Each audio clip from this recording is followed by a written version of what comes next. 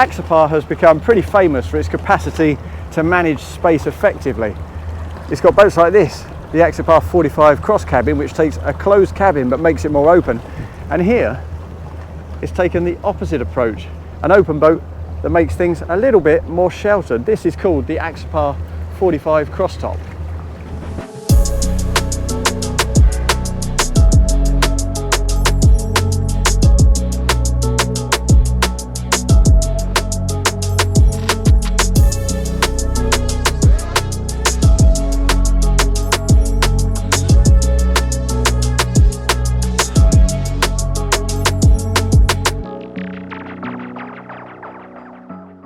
Well, we're out on the water now. There's not much of a sea state, only a foot or two at most, and a little bit of breeze, not a great deal. Though that generally doesn't affect these boats tremendously because the windage is very modest. They're quite low profile boats, and particularly here, of course, because we don't have the huge side structures that are involved with an authentic cabin. What we do have, though, as you can see, is this cocoon of glass around the front. I say cocoon of glass because the visibility all round is fantastic. Obviously, we have the big aft open end, so visibility aft really couldn't be better. We've been out having a play with Jan Erik this morning, and protection up here is fantastic. You can slide this overhead sunroof back just to get a little bit more airflow through, but we've been having a great deal of fun. It's quite a distinctive boat to drive. This is actually my first ever Axopar, I must confess, so I've been looking forward to this a lot. Now, we're equipped here with 3 Mercury 300 horsepower V8.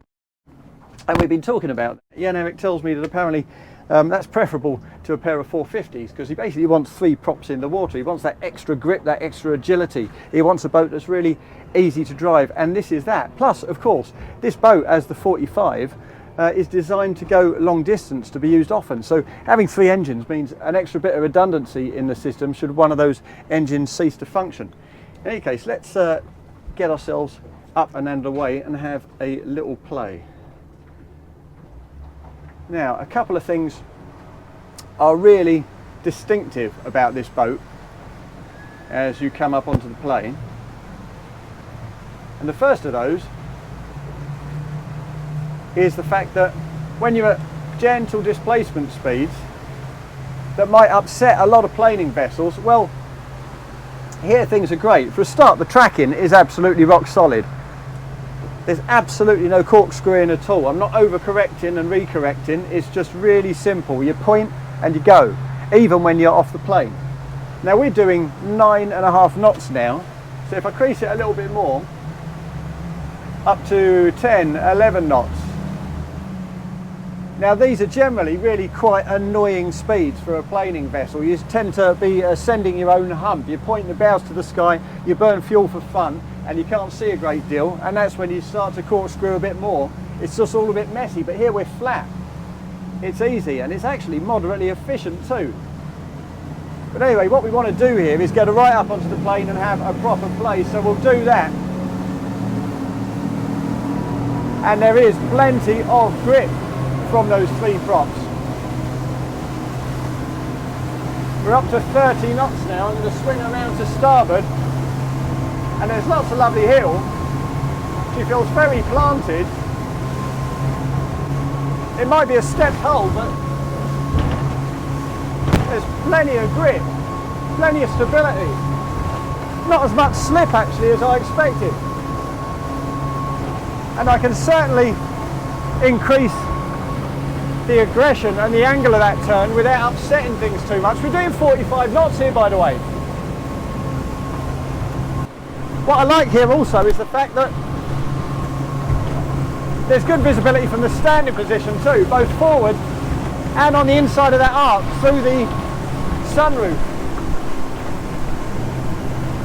And there's a kind of intermediate position too here, where you can just crouch down a little bit more, and then the wind from the sunroof is just skimming the hair. Lots of protection, but just an element of coolness. And of course, the fact that we're using this structure forward, but then it's open aft, means that if I am single-handed helming, well, that's not a problem at all. Because look, there's a gap to starboard of my helm seat here, so I can just step out, reach these rails, reach these cleats, operate the lines as easy as you like. Now, as a boat that's designed to go long distance and look after you, well, of course, running efficiency matters. And as I'm running along here, I'm looking at the waterline. That's way aft. It feels like a very efficient boat. That flat running attitude suggests it ought to be too, and it is, at everything between 20 and 40 knots. We're basically looking around about 4 litres per nautical mile. Now, we've got a 1240 litre tank here, so saving 20% in reserve, that's 1,000 litres. So at 4 litres per nautical mile, we've got a 250 nautical mile range and a really wide cruising band for me to be able to achieve that without burning too great a hole in my wallet.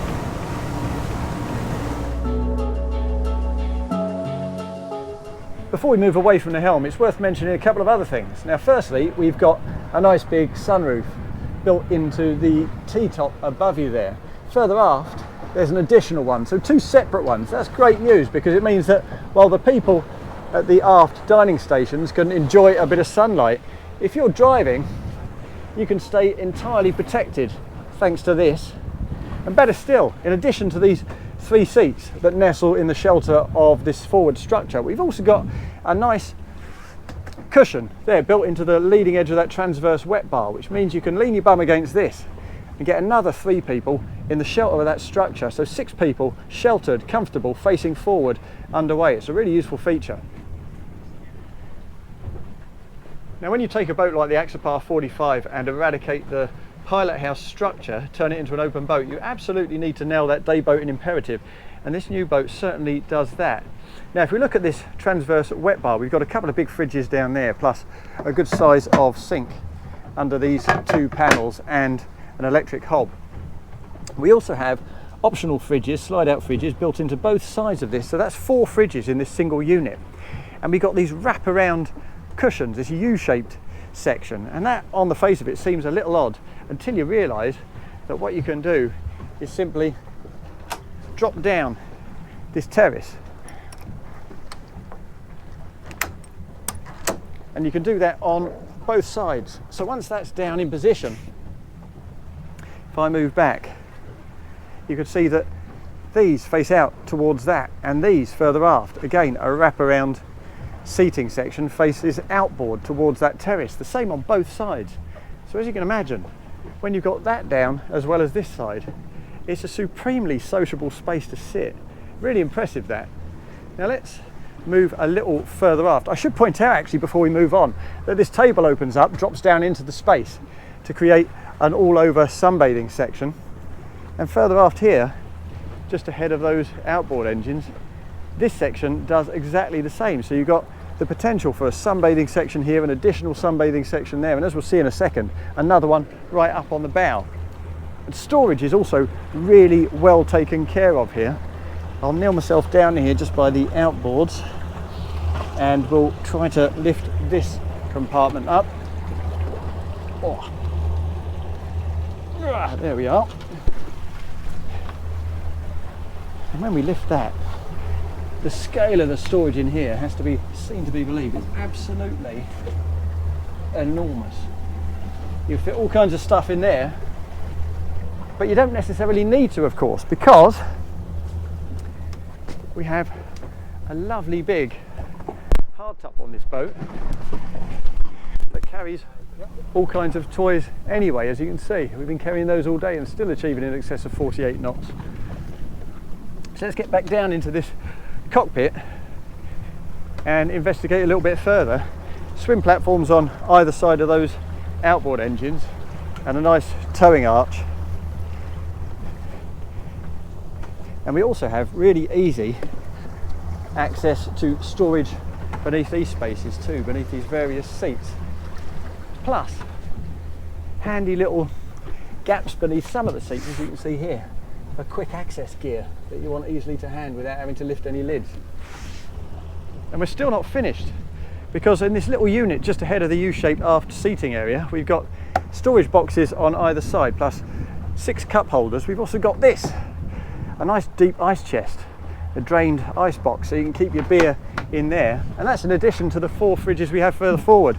And if I spin myself around, we also have a little wet bar back here on the starboard side with an electric griddle, a sink, and believe it or not, another little refrigerated unit. So yes, on the modern market there are a great many day boats, some of them extremely large, but I struggle to think of any other boat of this scale that provides a day boat in space quite as versatile and user-friendly as this. But we're still not finished, because of course there's the bow to consider.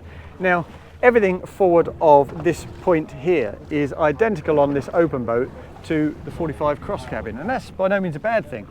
When we get up here, we've got a set of elevated cushions. They sit on top of the gull wing doors that open right up, old school sports car style, to introduce a bit of light and air down into the lower cabin, and of course to enable people to jump out by that means if they like. But when they're closed, this is a great place to sit. We've got cup holders in the perfect place for that, and we also have this, a nice cosseting little area for a couple of people to sit and face forward. And we've still got room for a couple of people up there in the forepeak to sit and face aft, with an optional table fitting that goes in there. So this boat really is absolutely covered in cool places to sit, relax, enjoy yourself. You don't feel at all cramped or limited in terms of your choice. And that is exactly what we would expect from Axopar when they dedicate their energies to designing an authentic open day boat. Now, it might be a very open and versatile day boat, but it also has accommodation down in the bow. Now, as I say, everything forward of where Jan is standing is basically the same on this boat as it is on the 45 cross cabin, and that's certainly no bad thing. Let's pop down into the cabin and take a look. We've got a little cushion here so you don't bang your head on this fiberglass edge. It's quite a thoughtful touch. When we get down there, we've got the heads compartment on the starboard side. There's good headroom in there, and there's a shower, of course, so you can use it as a wet room. Plus, we've got an opening window out onto that side deck on the starboard side, and happily there's a bit of sky visible above the gunnel, so that's nice. Let's close that up. On the opposite side, we've got some really good storage in here, plus access to your fuse board. And then further forward, as you can see, we've got these gull wings open now, drenching the place in light, giving us loads of natural ventilation. And we have the classical 45 layout, so we've got L-shaped settees around here. And this one, of course, has a section that can be dropped down into the space so you can create your double bed for the night. But I'm told that there is also a travel concept that they're going to be factoring in as an option. So instead of that convertible settee, you can just have an extended permanent double bed. They'll get rid of this as well and give you a seat for changing, but they'll factor in lots of extra storage. So while this is a day boat, and a very effective one, and perfectly serviceable if you want to use it for weekending, if you fancy a longer term cruise, that travel concept could be just the thing. That's the end of my brief spell with the new Axopar 45 crosstop. And as I say, it's designed and built on the basis that while the cabin model takes a closed configuration and makes it a little more open, well, this takes an open configuration and makes it a little bit more sheltered. And I have to say, it excels in pretty much every relevant regard. In fact, the only thing I can find that I don't like about this boat is the means by which the lid for the starboard wet bar is held open. And if that's the very worst that I can pick out after a couple of hours on a 45-foot day cruiser as complex and versatile as this, then once again Axopar is doing something very, very right.